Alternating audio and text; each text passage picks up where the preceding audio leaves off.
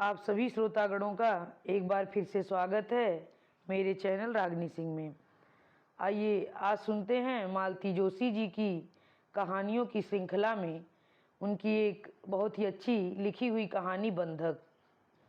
तो चलिए शुरू की जाए कहानी बंधक। राधिका ने मेरे हाथ में पत्र पकड़ाते हुए कहा, मम्मी, सुनील मामा की चिट्ठी। मैं देर तक लिफाफे को उलट पलट करती रही। फ्राम के नीचे सुनील का ही नाम था, पर मुहर विदेशी नहीं थी। टिकट भी ऊद बिलाव वाला भारत का ही था। तो क्या वह इन दिनों भारत आया हुआ है? मेरा तो इन दिनों उस घर से एक तरह से संपर्क ही टूटा हुआ है। सुभी या निधि से ही हालचाल मालूम होते रहते हैं, पर उन्होंने भी कोई जिक्र नहीं किया। वे भी सोचती होंगी, हर बार हम ही फ़ोन क्यों करें, क्या हमारे पैसे नहीं लगते? मम्मी, राधिका ने मेरा ध्यान भंग करते हुए कहा, पोस्टमैन अंकल कुछ कह रहे हैं। मैडम, पोस्टमैन ने कहा, एक बड़ा पार्सल आया हुआ है, यह रसीद रख लें, आज शाम या कल सुबह डाक खाने से पार्सल ले लें। मैंने रसीद देखी, पार्सल भी सुनील ने ही भेजा था, शायद उसी के संदर्भ में पत्र होगा। कमरे में जाकर मैंने उत्सुकता से पत्र खोला। मुश्किल से 8-10 पंक्तियां लिखी थीं। दीदी, बाबूजी बहुत बीमार हैं। अगर डॉक्टर की भाषा में कहूँ तो उनकी चंद सांसें बची हैं। इसीलिए मैं मीना और मिलिंद को लेकर यहाँ आया हुआ हूँ। उन्होंने मिलिंद को नहीं देखा था ना? तुमने तो मीना को भी नहीं देखा। खैर, वह इतना ज़रूरी भी नहीं है। ज़रूरी यह है कि बाबूजी ने तुम्हें एक अरसे से नहीं देखा है। वे मुँह से तो कुछ नहीं कहते, पर माँ बताती हैं कि तुम्हारा जिक्र चलते ही उदास हो जाते हैं। माँ भी कहती हैं कि बिटिया पता नहीं किस बात पर उठी हुई है। भैया भाभी अलग अपराधी महसूस करते हैं। खैर, अब ज़्यादा सोच विचार करने का समय नहीं है। एक बार आकर मिल लो तो ठीक है, बाद में तो सिर्फ पछतावा ही हाथ रह जाएगा। तुम्हारा सुनील। पत्र हाथ में लेकर मैं देर तक संज्ञा शून्य सी बैठी रही और फिर एकाएक भर भराकर रो पड़ी। यह रुलाई मेरे मन में पता नहीं कितने दिनों से, कितने वर्षों से दबी पड़ी थी, जिनके कारण मैंने यह स्वैच्छिक वनवास ग्रहण किया था। उनके सामने रोकर मैं अपनी तौहीन नहीं करना चाहती थी, इसीलिए मैंने अपने आंसू भीतर ही भीतर सोख लिए थे। आज वे आंसू पूरे आवेग के साथ बहकर निकले थे। अपना घर और माँ बाबूजी बेतरह याद आ रहे थे। मन हो रहा था उड़कर पहुँच जाऊं और माँ के गले से लिपट कर खूब रोऊं। करीब आधा पौन घंटे बाद में सहज हो पाई। अच्छा हुआ जो रजत स्कूल में था और राधिका टीवी देखने में मगन थी, नहीं तो बच्चे मेरी वह अवस्था देखकर घबरा ही जाते। कुछ शांत होने के बाद मैं हिसाब लगाने लगी कि माँ के यहाँ गए मुझे कितने साल हो गए हैं। सुभी की शादी में गई थी, उसके बाद निधि की सगाई में, उसके बाद नहीं गई। निधि की शादी हुई, मैं नहीं गई। सुनील अमेरिका गया, पूरा परिवार उसे विदा देने के लिए इकट्ठा हुआ। बड़े भैया के यहाँ 2 बेटियों के बाद बेटा हुआ, फिर सुनील की भी शादी हुई। मैं किसी भी मौके पर नहीं गई, किसी भी उत्सव में सम्मिलित नहीं हुई। उन लोगों को जता दिया था कि किसी तरह का कोई नेक दस्तूर न भेजें, मैं लौटा दूंगी। 10 साल, हाँ पूरे 10 साल हो गए हैं मैं अपने घर नहीं गई हूँ। अपना घर? हाँ, मेरे लिए वही अपना घर है। यह घर तो कभी अपना लगा ही नहीं। लगता है जैसे किसी ने खाना कपड़ा देकर मुझे अपनी गुलामी में रख लिया हो। 10 साल पहले वाली वह जन्माष्टमी याद है। सुनील आया हुआ था। पहली राखी पर सुबह पीहर आई हुई थी और उसे वापस छोड़ने सुनील गाजियाबाद गया था। वहाँ से लौटते हुए ब्रेक जर्नी करके भोपाल में उतर गया। बोला अगली राखी पर मैं पता नहीं कहाँ रहूँगा। सोचा राखी इस बार तुम्हारे हाथ से ही बंधवाऊँगा। देखो मैं तुम्हारा भेजा लिफाफा भी साथ लाया हूँ। उस बेचारे को क्या मालूम कि वह मुझे कैसे धर्म संकट में डाल रहा था। वे टूर पर गए हुए थे। हमेशा की तरह जाते हुए मुझे घर खर्च के लिए गिनकर रुपए दे गए थे। लौटकर मुझसे पाई पाई का हिसाब भी वे मांगेंगे। मिठाई तो मैं जैसे तैसे ले ही आती, पर और भी तो कुछ चाहिए। एक तो छोटा भाई, फिर राखी का मौका, और जैसा कि उसने कहा कि अगले साल वह पता नहीं कहाँ होगा, बाहर जाने के लिए एड़ी चोटी का जोर लगा रहा था। मुझे अपनी बेबसी पर रोना आ गया। कौन कहेगा कि मैं एक इंजीनियर की कंपनी एग्जीक्यूटिव की बीवी हूँ। मुझसे ज़्यादा साखर्च और खुशहाल तो शायद किसी क्लर्क की बीवी होगी। कम से कम रोज़ ऐसी किल्लत का सामना तो नहीं करना पड़ता होगा। अगर किसी बहन बेटी को देने की बात होती तो मैं उसे अपनी एकाध साड़ी पकड़ा देती। हालिका साड़ियाँ भी मेरी पास इन्हीं गिनी ही थीं, और सासू माँ हर 2-3 महीने बाद आकर मुस्तैदी से स्टॉक चेकिंग भी करती थी। सुबह सुनील से छोटी है और अभी नई नई शादी हुई थी, फिर भी उसने भाई को पैंट शर्ट का कपड़ा दिया था। मैं एक आध शर्ट पीस ही दे सकती तो मेरी इज्जत रह जाती। मैंने डरते डरते इनकी अलमारी में हाथ डाला। मेरे भाग्य से वह खुली ही थी। वहाँ 5-6 टी शर्ट रखे हुए मिले। याद आया पिछली बार वे सिंगापुर से लाए थे, पर उनमें से एक भी अभी पहनी नहीं गई थी। मैंने एक टी शर्ट सुनील को पकड़ा दी और चैन की सांस ली, लेकिन तब नहीं पता था कि कितने बड़े संकट को न्योता दे रही हूँ। ये 4 दिन बाद टूर से लौटे। मुश्किल से नहाए भर होंगे कि मेरी पेशी हुई। ये अलमारी के सामने खड़े थे। उस दिन अलमारी खंगालने के बाद मैं उसे तरतीब से जमा नहीं पाई थी। वे देखते ही समझ गए होंगे कि किसी ने इसे छुआ है। उन्होंने सीधे पूछ ही लिया, तुमने मेरी अलमारी खोली थी शायद किसी लिए? सुनील आया था।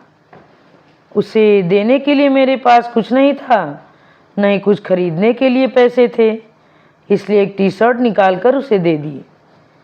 उन्होंने सोचा था कि चोरी पकड़े जाने पर मैं घबरा जाऊंगी, मेरे चेहरे पर हवाइयाँ उड़ने लगेंगी, पर मेरे निर्भीक और 2 टूक उत्तर से वे चौंक गए। कुटिल मुस्कान के साथ बोले, इसे कहते हैं चोरी और सीना जोरी। चोरी तब कहलाती है जब हम दूसरों की चीज़ पर हाथ साफ करते हैं। अपने ही घर में यह कैसा इल्ज़ाम लगा रहे हैं। क्षण भर को वे निरुत्तर हो गए। फिर उन्होंने पैतरा बदला। मैंने तो सुन रखा था कि राखी पर भाई लोग बहन को कुछ देते हैं। यहाँ तो उल्टी गंगा बह रही है। भाई भी लाया था मेरे लिए साड़ी, बच्चों के लिए खिलौने और टॉफ़ी। हमारे यहाँ छोटी भाई को भी कुछ देना पड़ता है। तुम्हें पता है तुमने जो टी शर्ट दी है उसकी कीमत क्या है? पता नहीं, पर मेरे भाई से तो महंगी नहीं होगी। वे फिर चौंके और कहा, मम्मी ठीक ही कहती हैं, गरीब घर की लड़कियों की जान पीहर में ही अटकी रहती है। जब भी मौका मिलता है वे पीहर का ही घर भरती रहती हैं। शायद इसीलिए आप मुझसे पाई पाई का हिसाब लेते हैं, पर जब इतना ही खतरा था तो आपको गरीब घर की लड़की लानी ही नहीं थी। अमीर घरों से रिश्ते नहीं आ रहे थे क्या? वे फिर एक बार निरुत्तर हो गए और जलती आंखों से मुझे घूरते रह गए। मैंने सोचा चलो बात यहीं समाप्त हो गई, पर कहाँ, बात तो अभी शुरू हुई थी। 2 महीने बाद निधि की सगाई थी। हम लोग सपरिवार गए थे। 2 बच्चों को लेकर इनके साथ यात्रा करना वाकई टेढ़ी खीर था, पर घर जाने की खुशी में मैं सारी तकलीफ़ों को नज़रअंदाज करती रही। घर में उत्सव का सा माहौल था। बाबूजी बहुत खुश थे कि अपनी साधारण स्थिति के बावजूद वे तीनों बेटियों के लिए इंजीनियर दूल्हे ढूंढ सके थे। वे खुले मन इसका पूरा श्रेय अपने बड़े बेटे को यानी बड़े भैया को दे रहे थे, जो पूरी मुस्तैदी के साथ सारी व्यवस्था देख रहे थे। सुनील साय की तरह उनके साथ लगा हुआ था। फलदान के बाद जब खाने पीने का दौर चल रहा था, इन्होंने अचानक कहा, सुनील, यह टी शर्ट तुम्हारे पास है?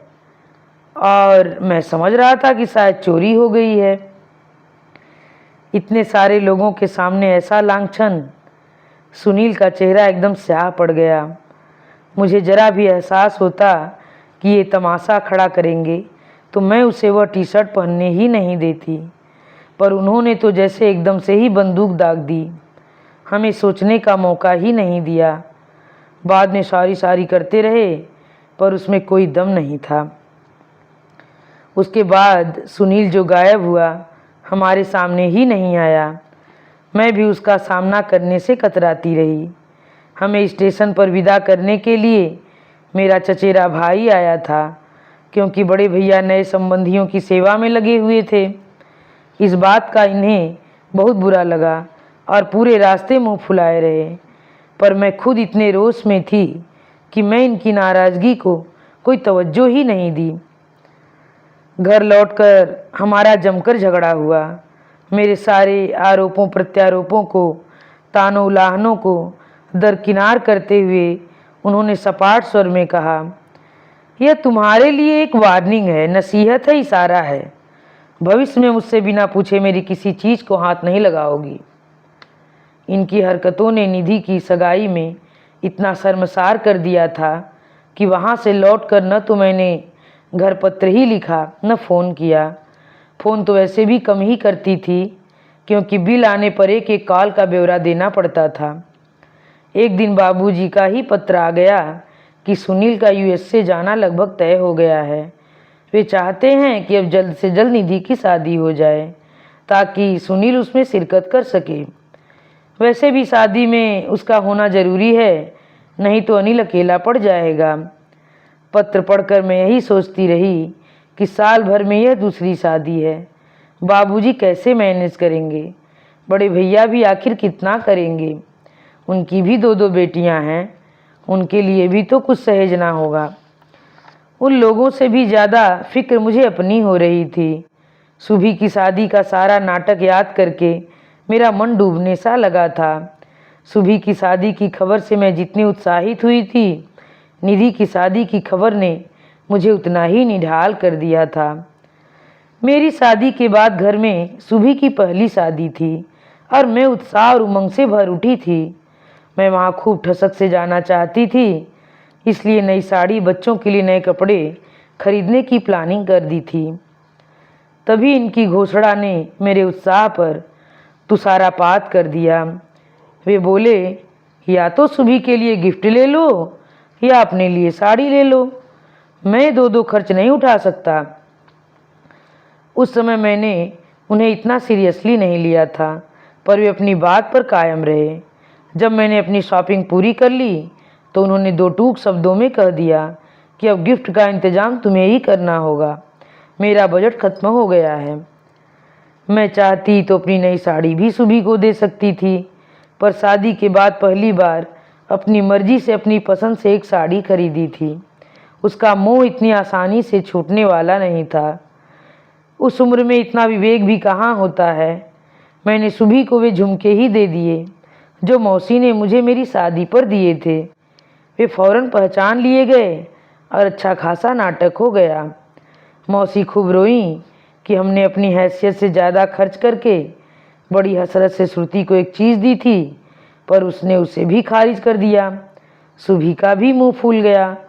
उसने निधि से कहा कि दीदी, मुझे एक नाक की लौंग भी दे देती तब भी मुझे इतना बुरा नहीं लगता, पर उन्होंने 10 बार पहनी हुई अपने मन से उतरी हुई चीज़ मुझे शादी के तोहफे में दी, इसका बहुत दुख हुआ।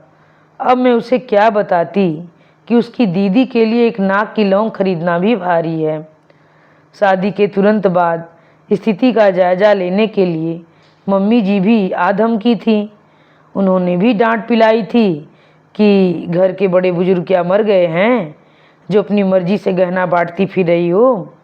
सजा के तौर पर फिर मेरी सारी ज्वेलरी अपने साथ ले गईं। बस वे 4 चीज़ें ही मेरे पास रह गईं।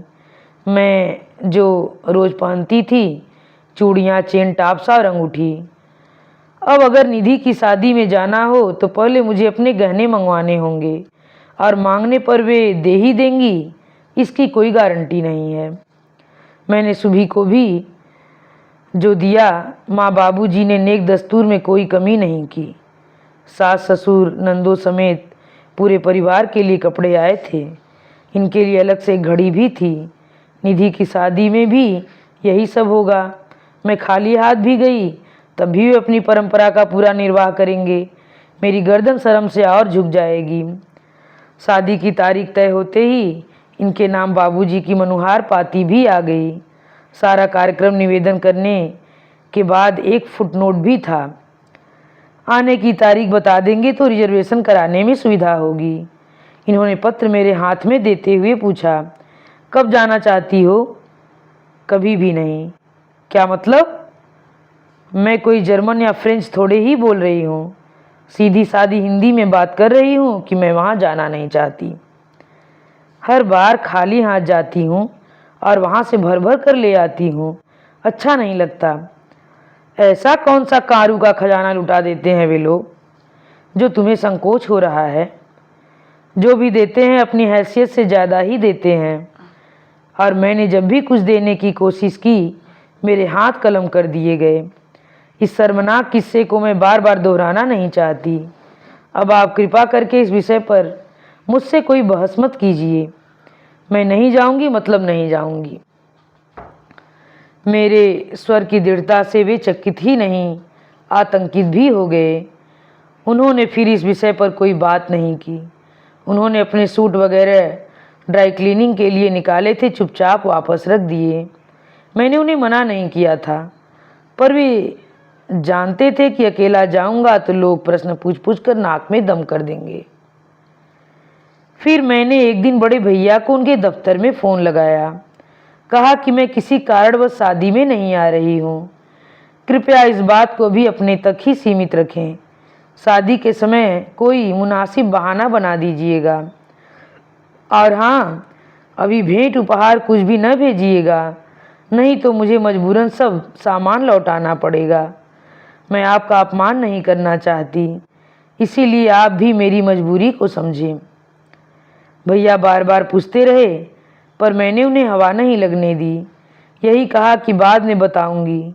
उसके बाद भी उनके फ़ोन आते रहे, कभी मेरे पास कभी इनके पास, पर मैं टस से मस नहीं हुई। शादी के बाद भी उनका फ़ोन आया था कि माँ और निधि पूरे वक्त रोती रहीं। बाबूजी बेहद उदास हो गए हैं। रिश्तेदारों ने सवालों की झड़ी लगा दी थी, जिनके जवाब देते देते तुम्हारी भाभी रुआंसी हो गई थी। 2 दिन बाद भैया का फिर फ़ोन आया। शादी में नहीं आई कोई बात नहीं, तुम्हारी कोई वजह रही होगी, पर अब आ जाओ। 15 तारीख को सुनील जा रहा है, सुभी और निधि भी आ रही हैं, सबसे मुलाकात हो जाएगी। उत्तर में मैं चुप ही लगा गई। सुनील के सामने कौन सा मुंह लेकर जाऊंगी मैं।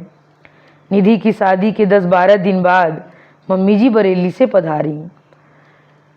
उनका आना अपेक्षित ही था। उन्हें यह उत्सुकता रही होगी कि इस बार समधियाने से क्या क्या मिला। काश उन्होंने कभी यह भी पूछा होता कि हम वहाँ क्या दे रहे हैं। निमंत्रण तो हर बार उनके पास भी पहुँचता रहा, पर वे जानकर भी अनजान बनी रहती हैं। उन्हें सिर्फ इस बात से मतलब रहता है कि उन लोगों ने क्या दिया। इस बार मैंने तय कर लिया था कि ऐसा मुंह तोड़ जवाब दूंगी कि दोबारा कभी यह विषय नहीं उठाएंगी। शाम तक उन्होंने किसी तरह सब्र किया। आखिरकार रात को खाने की मेज पर उन्होंने पूछ ही लिया, राधिका, मौसी की शादी में क्या मिला? नन्ही राधिका ने तपाक से जवाब दिया। हम तो गए भी नहीं। क्या मतलब? उन्होंने बेटे की ओर देखा। तुम्हें छुट्टी नहीं मिली क्या? कम से कम इन लोगों को तो भेज देते। भेज कैसे देता? कोई जाए तब न। श्रुति ने साफ मना कर दिया था। फिर मैं अकेले जाकर क्या करता? खैर तुम अकेले नहीं गए, यह अच्छा किया। पर इसने क्यों मना कर दिया? इतनी देर से मैं चुपचाप कौर तोड़ रही थी। जब मैंने देखा कि मम्मी जी की आंखें मुझ पर टिक गई हैं तो धीरे से कहा, दरअसल मम्मी जी, मुझे छोटी बहन की शादी में खाली हाथ जाना अच्छा नहीं लग रहा था, इसीलिए मैं नहीं गई। पर खाली हाथ क्यों? इसीलिए कि आपके बेटे के पास फिजूल खर्ची के लिए पैसे नहीं हैं। अब जैसा भी है, घर में तो सब चलता है, पर बाहर मुझे अपने से ज़्यादा आप लोगों की इज्जत का ख्याल रखना पड़ता है। वहाँ तो सब यही जानते हैं कि श्रुति बहुत बड़े घर में ब्याही गई है, पर जब वे मेरा हुलिया देखते हैं, मेरे गहने कपड़े परखते हैं, तो उन्हें बड़े घर की बात पर शक होने लगता है। और जब मैं इस तरह हाथ हिलाते पहुंच जाती हूं, तो उनका शक विश्वास में बदल जाता है। इसीलिए मैं सोचती हूं कि घर की जो भी स्थिति है दबी ढकी रहे तो अच्छा है। उसका प्रदर्शन करने से आपका भी मान घटता है और मेरे घर वालों की भी नाक नीची होती है। माँ बेटे दोनों मुँह बाए मुझे देखते रह गए। गरीब घर की लड़की ने आज उनकी औकात पर ही प्रश्न चिन्ह लगा दिया था और वे बचाव में कुछ कह नहीं पा रहे थे। बेचारे कसमसाकर रह गए। मैं अपनी बात पर मुहर लगाते हुए कहा, इसीलिए मम्मी जी, मैंने अब यह निश्चय कर लिया है कि मैं किसी भी पर्व उत्सव पर या शादी ब्याह में माँ के घर नहीं जाऊंगी। इस बात को 10 साल हो चले हैं। मैं आज भी अपने निर्णय पर कायम हूँ। भैया के यहाँ मुद्दतों बाद बेटा हुआ, मैं नहीं गई। सुनील की शादी हुई, मैं नहीं गई। बाबूजी की षष्ठ पूर्ति हुई, मैं नहीं गई। और जब खास मौक़ों पर मैं नहीं गई तो बेमौके जाते हुए भी संकोच हो आया। इसलिए 10 साल से पीहर गई ही नहीं। एक तरह से अन्याय के विरुद्ध यह मेरा सत्याग्रह था। उससे ये पसीजते तो खैर क्या, पर हाँ, थोड़ा बदलाव जरूर आया। मम्मी जी का रिमोट कंट्रोल अब उतना कारगर नहीं रहा और उन्होंने परिवार के लिए स्वतंत्र रूप से सोचना शुरू कर दिया। बच्चे जब बड़े हो रहे थे, उस समय घर का वातावरण शांत और सौहार्दपूर्ण हो गया। यह भी मेरे लिए बड़ी बात थी। फिर भी मन में एक भट्ठी हमेशा सुलगती रही। जिन लोगों के कारण मेरा घर छूट गया, माँ बाप दूर हो गए, उन्हें मैं सहज में ही क्षमा नहीं कर सकी। और आज सुनील का पत्र आने के बाद से तो मेरे आंसू जैसे थमने का नाम ही नहीं ले रहे हैं। मम्मी, रजत की पुकार ने मुझे चौंका दिया। घड़ी में देखा 1:30 बज रहे थे। रोज की तरह रजत को स्कूल से लेते हुए लंच के लिए आ गए थे। मुझे तो इतनी देर तक समय का ध्यान ही नहीं रहा। गनीमत थी कि पोस्टमैन के आने से पहले मैं सब्जियां छौंक चुकी थी। दाल बन गई थी और फ्रिज में आटा रखा था। मैंने फटाफट चावल का कुकर चढ़ा दिया। उसी समय रुआसी राधिका किचन में आई। आज वह टेस्ट की तैयारी के लिए घर में रुकी थी और टीवी देखते पकड़ी गई थी। गलती मेरी ही थी। मैंने एक बार भी उसे टोका नहीं था। मुझे होश ही नहीं था। मौके का फ़ायदा उठाकर मैंने उसे टेबल लगाने के लिए कहा। यूँ तो काम बताने से उसका दिमाग चटक जाता है, पर आज चुपचाप प्लेटें लगाती रही। 15 मिनट देर से ही सही खाना लग गया तो मैंने चैन की सांस ली। इनका मुंह ठीक ठाक देखकर मैंने पार्सल की बात छेड़ दी। कहा कि डाकिया रसीद दे गया है, क्या आप ऑफिस से लौटते हुए लेते आएंगे? ये बोले, मेरे ऑफिस से लौटने तक डाक खाना खुला थोड़े ही रहेगा, अभी ही चला जाऊंगा तो ठीक रहेगा। फिर हंसकर बोले, मुद्दतों बाद ससुराल से कोई सौगात आई है, अब उसे लाने में देर नहीं करूँगा। खाना खाकर ये चलने को हुए तो बच्चे भी जिद करके साथ हो लिए। मामा के पार्सल के लिए वे पिता से भी ज़्यादा उत्सुक थे। बेचारे मेरी हठधर्मी की वजह से मामा मौसी नाना नानी का प्यार दुलार कभी जान ही नहीं सके। वैसे सुबह एक आध बार आई थी। एक बार मसूरी जाते समय निधि बच्चों को अपने साथ ले गई थी, पर उनके मन में सबसे ज़्यादा आकर्षण सुनील के लिए था। वह यूएसए में जो भी था, वे लोग लौटे तो उत्सुकतावश मैं भी बाहर आ खड़ी हो गई। बाप बेटे दोनों ने डिक्की से 2 बॉक्स निकाले और ड्राइंग रूम में सोफे पर लाकर रखा। उनके खुलने तक बच्चों की उत्सुकता चरम तक पहुंच चुकी थी। पहला बॉक्स खुलते ही सबसे पहले एक टी शर्ट निकली। रजत ने उत्सुकता से उठाया। अरे, यह तो पापा के नाप का है, उसने कहा और परे पटक दिया। फिर एक और टी शर्ट निकली, वह भी इनके नाप की। फिर एक और करते करते पूरे 10 टी शर्ट निकले, सब बड़े, इनके नाप के। फिर दूसरा बॉक्स खोला गया। बच्चों को विश्वास था कि इसमें उनके मतलब का कुछ न कुछ निकलेगा, पर यह बॉक्स भी वही कहानी दोहराता रहा। थोड़ी देर में ड्राइंग रूम की शक्ल किसी टी शर्ट पॉइंट के शोरूम जैसी हो गई। बच्चों के चेहरे बुझ गए थे और इनका चेहरा, मेरी तो उस ओर देखने की भी हिम्मत नहीं हो रही थी। यह क्या पागलपन है? आखिरी टी शर्ट निकालते हुए ये भुनभुनाए और उन्होंने खाली बॉक्स दूर उछाल दिया। बेचारा दूर जाकर औधे मुँह गिरा। राधिका ने लपक कर उसे उठाया तो टब से एक लिफाफा गिरा। राधिका ने उठाकर मेरे हाथ में दिया। पत्र इनके नाम था, पर ये कब के ऑफिस जा चुके थे। मैंने कांपते हाथों से लिफाफा खोला। पत्र में बड़े बड़े अक्षरों में बस एक वाक्य लिखा था, जीजा जी, आपका कर्ज ब्याज समेत लौटा रहा हूँ, अब तो दीदी को मुक्त कीजिए, सुनील। इन्हीं अंतिम शब्दों के साथ मालती जोशी जी की ये लिखी कहानी यहीं पे समाप्त होती है। आप श्रोतागणों को अगर यह कहानी पसंद आई हो तो कृपया मेरे चैनल को सब्सक्राइब, वीडियो को लाइक और शेयर करना मत भूलिएगा। धन्यवाद।